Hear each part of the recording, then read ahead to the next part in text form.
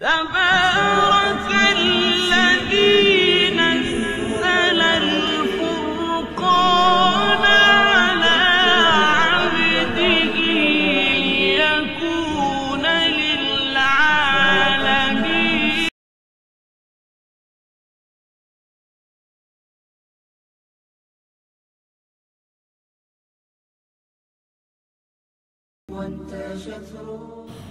الحمد لله نحمده ونستعينه ونستغفره ونؤمن به ونتوكل عليه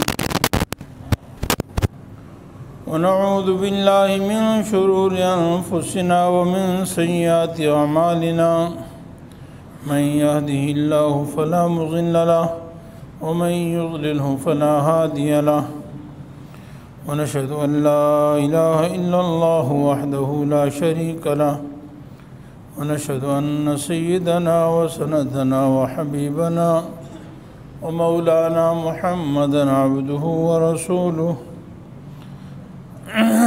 أرسله إلى كافة للناس بشيرا ونذيرا وداعيا إلى الله بإذنه وسراجا منيرا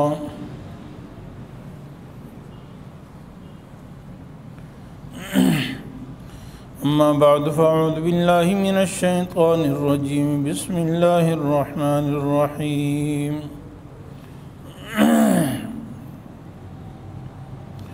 هو الذي جعل الشمس ضياء والقمر نورا وقدره منازل لتعلموا عدد السنين والحساب صدق الله العلي العظيم وصدق رسوله النبي الحبيب الكريم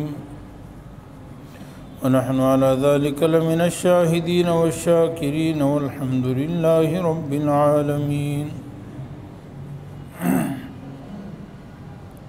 درود شریف پڑھ لیں. اللهم صل على محمد وعلى آل محمد كما صليت على إبراهيم وعلى آل إبراهيم إنك حميد مجيد. اللهم بارك على محمد وعلى آل محمد كما باركت على إبراهيم وعلى آل إبراهيم إنك حميد مجيد. رب اشرح لي صدري ويسر لي أمري واحلل عقدة من لساني يفقهوا قولي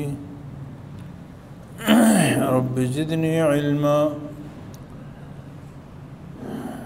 اللہ جل جلالہ کے لیے ساری تعریفیں ہیں، اسی سے ہم مدد مانگتے ہیں، اسی پر ہمارا ایمان ہے، اسی پر ہمارا اعتماد اور بھروسہ ہے. کوئی ہم سب کا خالق و مالک ہے. اللہ تعالیٰ نے انسان کو اور جنات کو اس دنیا میں پیدا کیا ہے تاکہ انسان آخرت کی تیاری کر لے اور انسان کو یہ زندگی جو عطا فرمائی ہے اللہ تعالیٰ کی نعمتوں میں سے ایک بہت بڑی نعمت ہے. زندگی کے گزر بسر کا پتہ چلانے کے لیے اور مختلف ضروریات وغیرہ کے لیے اللہ تعالیٰ نے زندگی کو مختلف انداز سے تقسیم کیا ہے. دن اور رات میں تقسیم کیا ہے، ہفتوں میں تقسیم کیا ہے، مہینوں میں تقسیم کیا ہے اور سالوں میں تقسیم کیا ہے تاکہ اس کے ذریعے سے انسان کو اندازہ ہو، تبدیلی کا پتہ چلے. دن گزرنے سے پتہ چلتا ہے کہ دن گزر گیا، رات گزر گئی، 24 گھنٹے چلے گئے. پھر ہفتے چند دن گزر جاتے ہیں تو پتہ چلتا ہے ایک ہفتہ گزر گیا. چند ہفتے گزرتے ہیں تو مہینہ گزر گیا. چند مہینے گزر جاتے ہیں تو سال گزر جاتا ہے. تو اللہ تعالیٰ کی یہ بھی نعمت ہے. اگر ہمیشہ دن ہی دن ہوتا تو کون ہے جو رات لا سکتا ہے؟ ہمیشہ رات ہوتی کون ہے اس کائنات میں جو دن لا سکتا ہے؟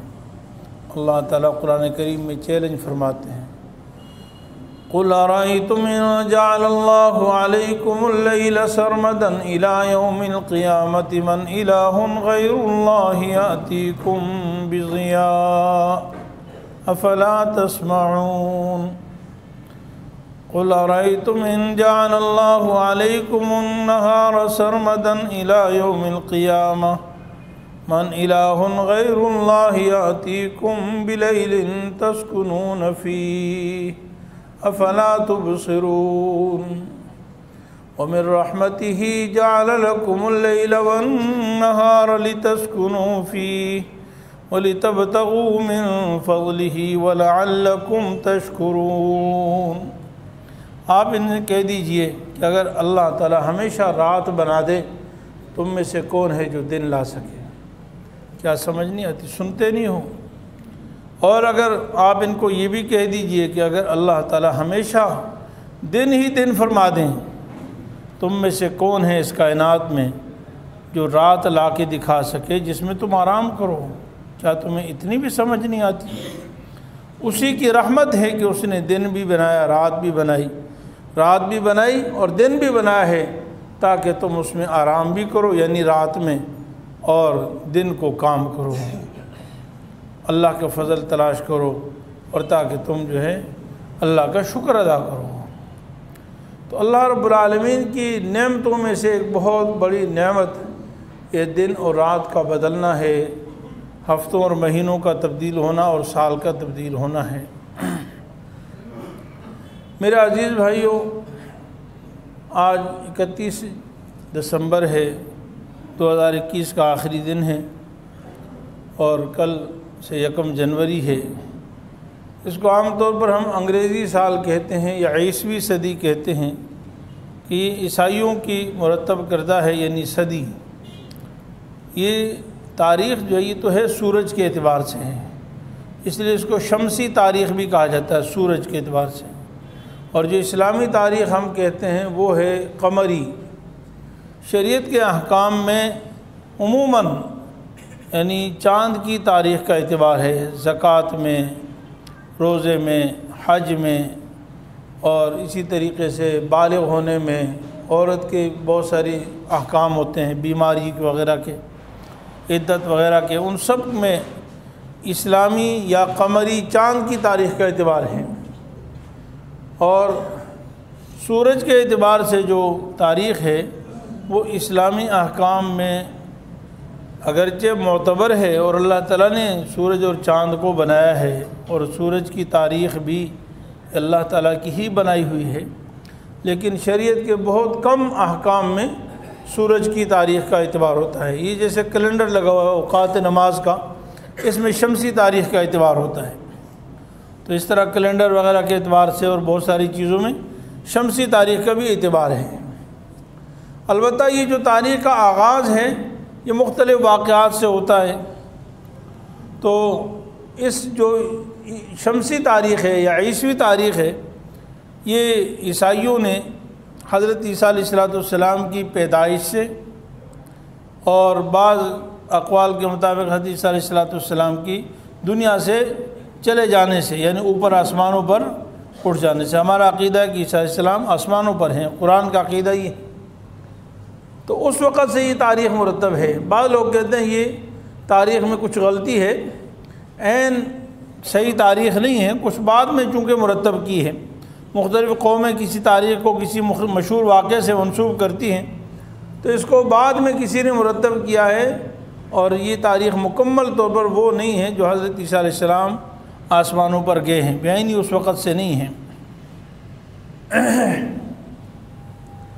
بعض لوگوں نے اس کا معنی یہ بیان کیا ہے کہ عیسائیوں کا چونکہ نظریہ ہے عیسیٰ علیہ السلام یعنی فوت ہو گئے ہیں، تو چونکہ یعنی یہ عیسوی تاریخ ہے عیسیٰ علیہ السلام کے فوت ہونے کے بعد، نعوذ باللہ من ذالک۔ تو بہرحال یہ تاریخ کا تو آغاز کہیں سے بھی ہوا ہو، جیسے اسلامی تاریخ کا آغاز جو ہے یہ جو ہم 1443 ہجری میں چل رہے ہیں، یہ ہجرت سے ہے، آپ صلی اللہ علیہ وسلم کی پیدائش سے بھی نہیں ہے، اعلان نبوت سے بھی نہیں ہے، فتح مکہ سے بھی نہیں ہے، بدر و احد کے واقعے سے بھی نہیں ہے، بلکہ اسلام کا سب سے بڑا تاریخی واقعہ جس میں انسانیت نے اسلام کے لیے سب سے پہلے عظیم قربانی دی وہ ہجرت کا واقعہ ہے، کیونکہ اسلام کے لیے شریعت کے لیے، دین کے لیے، اللہ تعالیٰ کی وحدانیت کے لیے اپنا گھر بار،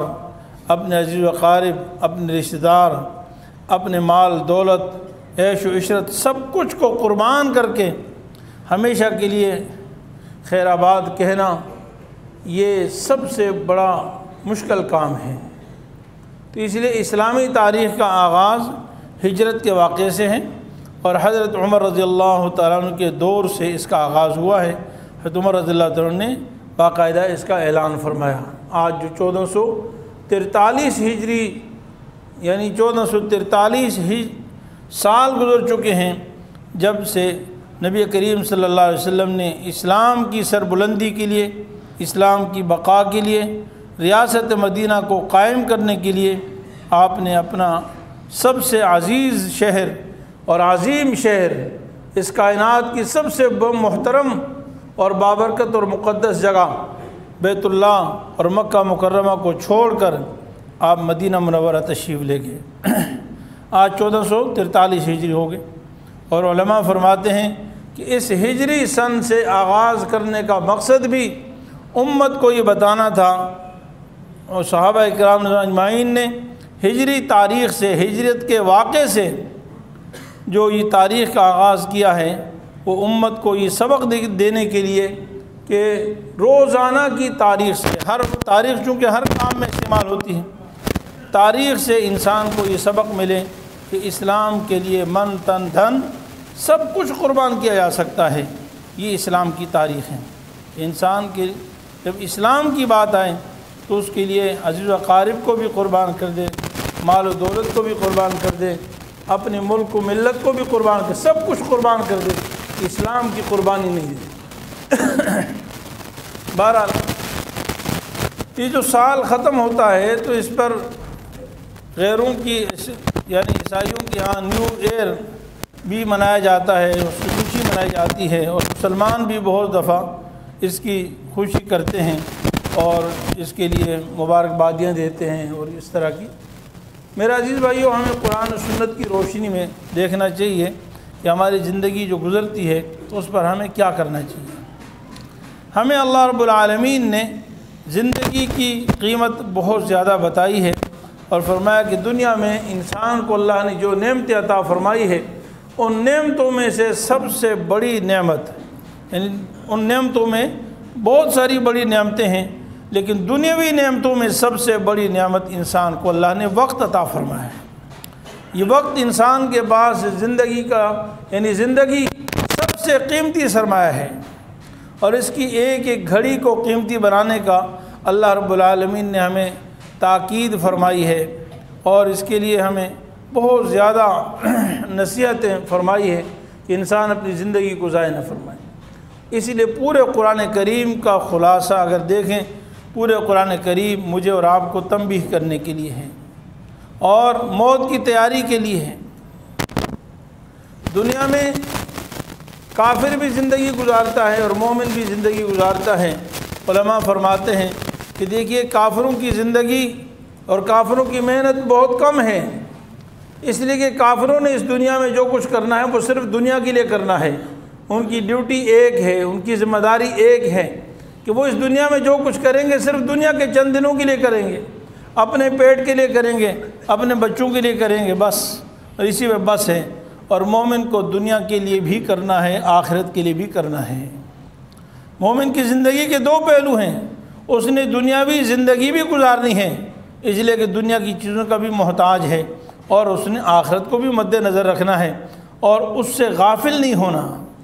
بلکہ دنیاوی زندگی کا اصل امتحان اسی کا نام ہے کہ انسان دنیا میں رہتے ہوئے آخرت کی تیاری کرے۔ اس لیے نبی کریم صلی اللہ علیہ وسلم نے فرمایا دنیا مزرعۃ الآخرہ، دنیا آخرت کے لیے کھیتی ہے، اور اس میں جو بیجو گے وہی کل کاٹو گے۔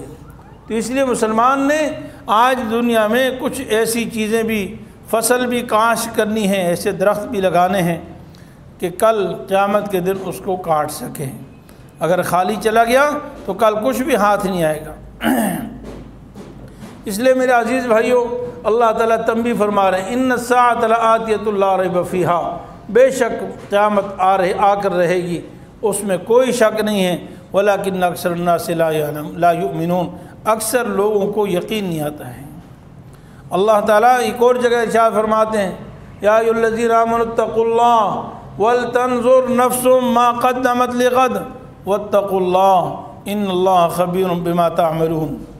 اے ایمان والو، اللہ سے ڈرو اور ہر نفس یہ فکر کرے، غور کرے کہ اس نے کل کے لیے کیا بھیجا ہے۔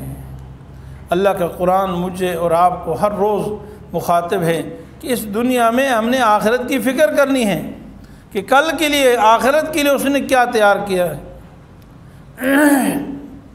واتقوا اللہ، پھر فرمایا اللہ سے ڈرو، ان اللہ خبیر بما تعملون، اللہ تعالیٰ تمہارے سارے اعمال کو دیکھ رہے ہیں۔ قرآن کریم میں اللہ تعالیٰ فرما رہے ہیں اولم نعمرکم ما یتعمر فی اولم نعمرکم ما یتذکر فی من تذکر وجاءکم النذیر، کیا ہم نے تمہیں عمر نہیں دی کہ اس میں تم نصیحت حاصل کر لیتے؟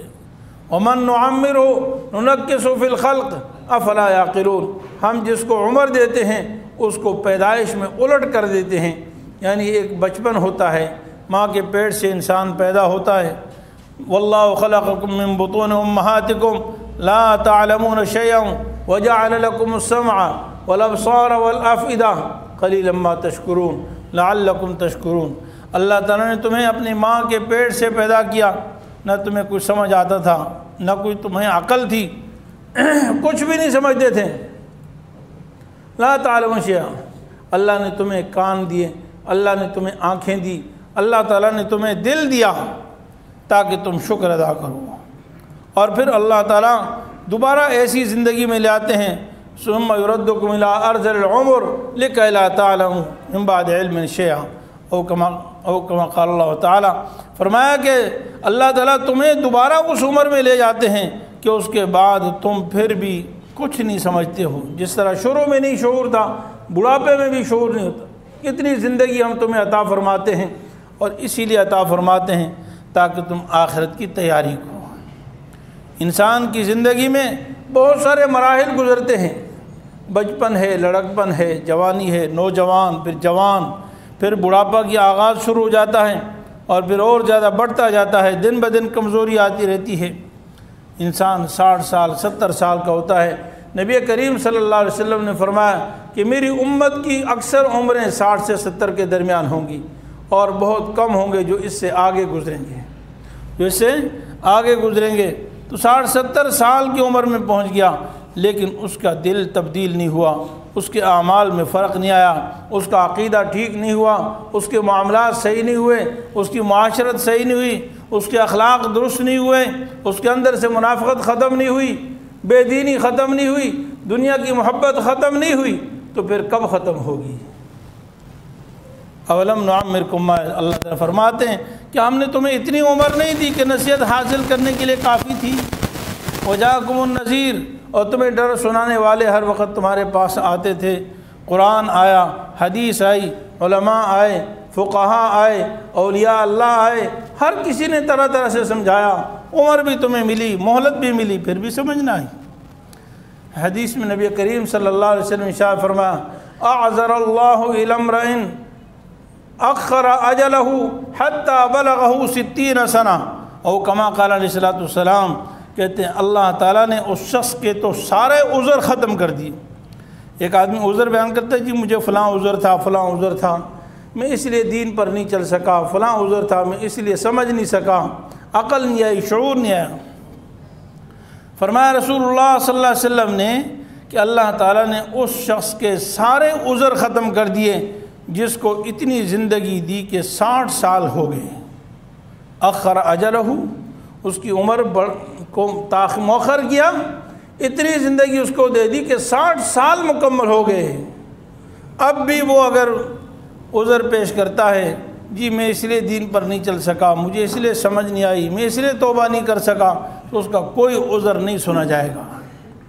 نبی کریم صلی اللہ علیہ وسلم نے جہاں یہ ارشاد فرمایا نا کہ اللہ تعالیٰ فرماتے ہیں کہ جس شخص نے اسلام میں 60 سال گزار دیے اس کو سزا دیتے ہوئے اللہ تعالیٰ فرماتے ہیں مجھے حیا آتی ہے۔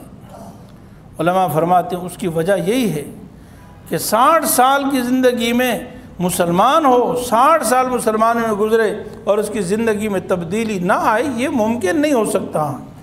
اگر پھر بھی اس کی زندگی میں تبدیلی نہیں آئی، اس کے اعمال میں تبدیلی نہیں آئی، اس کا ایمان نہیں بڑھا، کامل نہیں ہوا، تو وہ حقیقت میں مسلمان نہیں ہوگا، وہ منافق ہوگا۔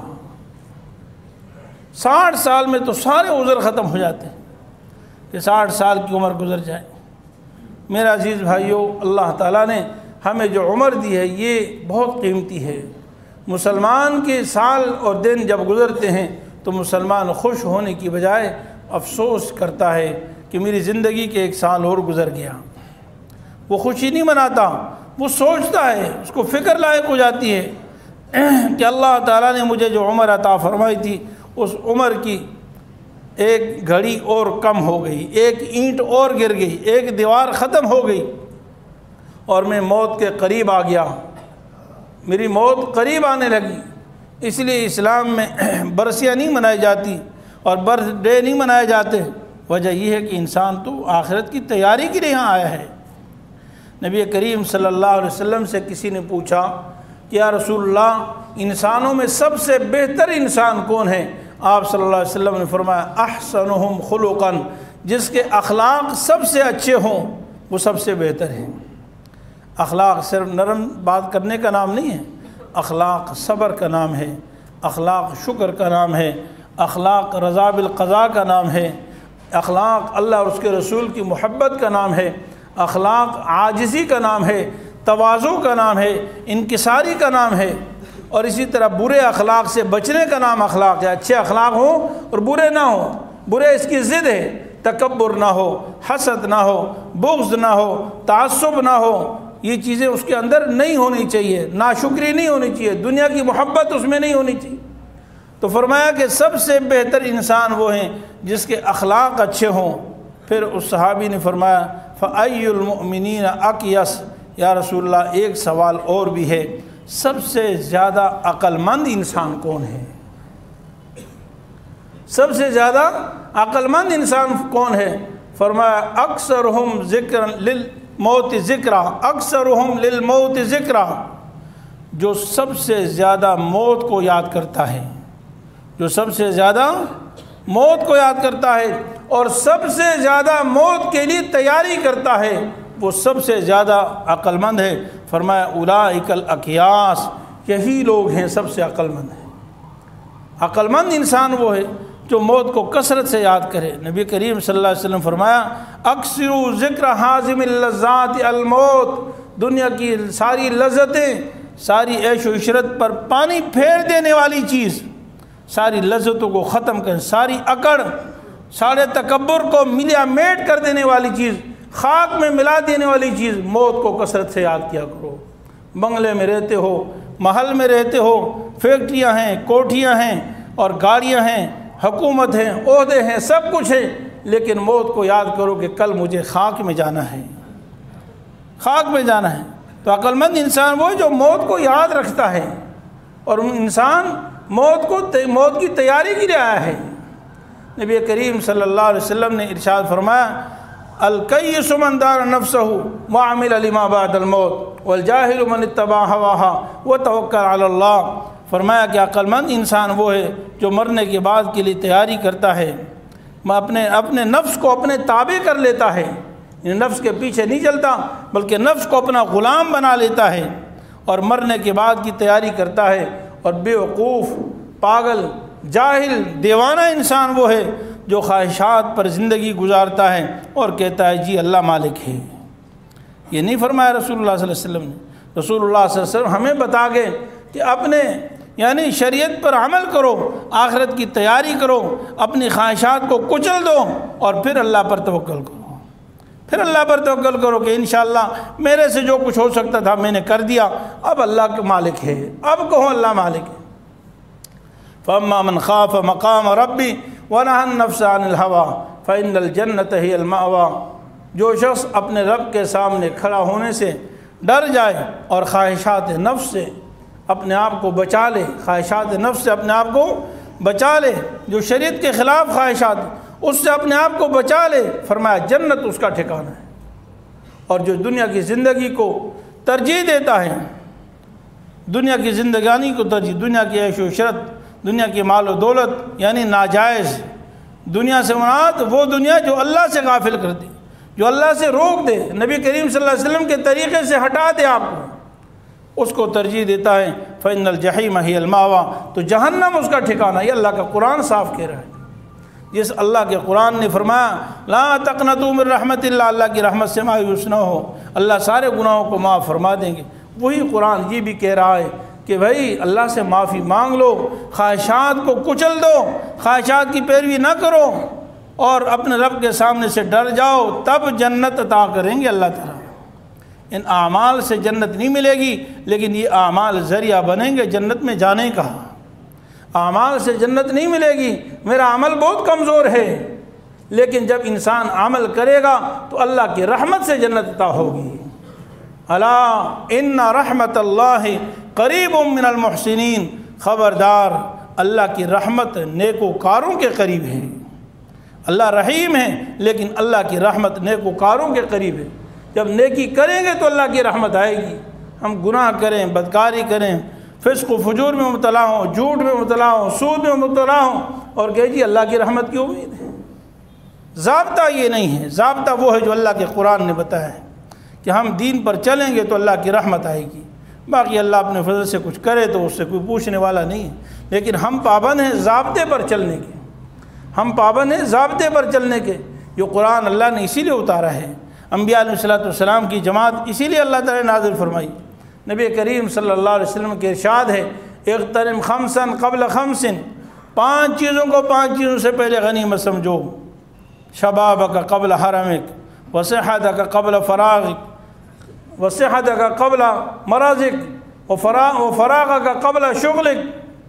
فرمایا اپنی زندگی کو غنیمت سمجھو، اپنے موت سے پہلے اپنی جوانی کو غنیمت سمجھو، اپنی بڑھاپے سے پہلے اور فرصت کو غنیمت سمجھو، اپنے مشغول ہونے سے پہلے اور صحت کو غنیمت سمجھو، بیمار ہونے سے پہلے، اور مالداری کو غنا کا قبل فقرک، اور مالداری کو غنیمت سمجھو اپنے فقر و تنگدستی سے پہلے۔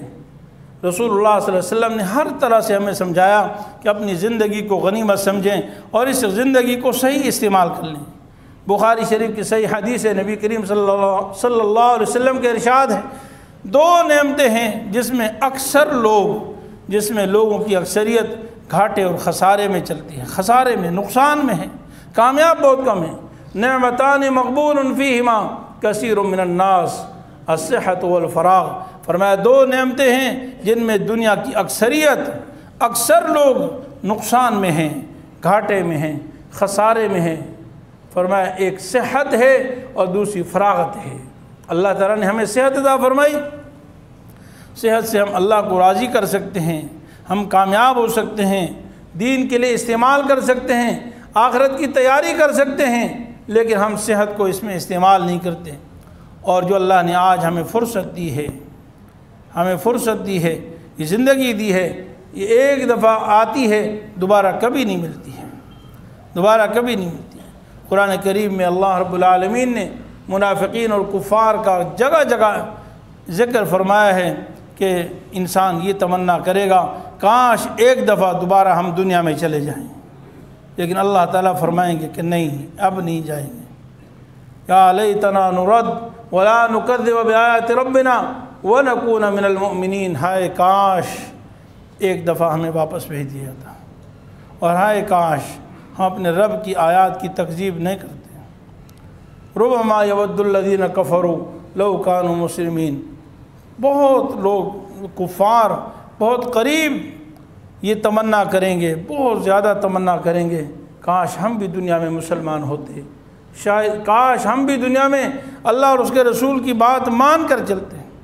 تو میرے عزیز بھائیوں، مسلمان کے لیے جو زندگی ہے یہ بہت قیمتی ہے۔ دنیا کی تھوڑی سی زندگی سے آخرت کی ہمیشہ کی زندگی بنتی ہے۔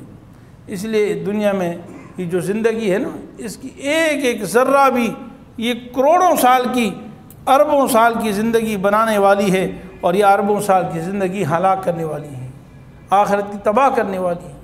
زندگی بہت قیمتی ہے، اس لیے زندگی کو ضائع کرنا، یہاں تک کہ اللہ تعالیٰ نے ہمیں موت کی دعا کرنے سے بھی منع فرمایا کہ موت کی دعا کرو، کسی بھی پریشانی ہو، کوئی بھی مصیبت ہو، لیکن موت کی دعا نہیں کرو، اسی لیے کہ شاید جو اللہ تعالیٰ نے زندگی عطا فرمائی اس میں کوئی وقت، کوئی گھڑی ایسی آ جائے جس میں انسان سچے دل سے توبہ کر لے، اللہ تعالیٰ کی طرف رجوع کر لے، استغفار کر لے اور اللہ تعالیٰ رحمت فرما دیں۔ تو اس لیے میرے عزیز بھائیوں، ہماری جو اصل مقصد ہے وہ ہمیں یہ نہیں خوشی منانی کہ جی ہمارا سال گزر گیا، بلکہ ہمیں آئندہ کے لیے سوچنا چاہیے کہ آج ہمارے پاس زندگی ہے، آئندہ کی زندگی معلوم نہیں، لیکن آج سے میں عزم کر لوں کہ جس طرح 2021 چلا گیا 2022 بھی یوں ہی چلتا جائے گا، اور نہ جانے کب ہم چلتے جائیں گے، یعنی ہماری زندگی کا اختتام ہو جائے گا، پتہ نہیں چلے گا۔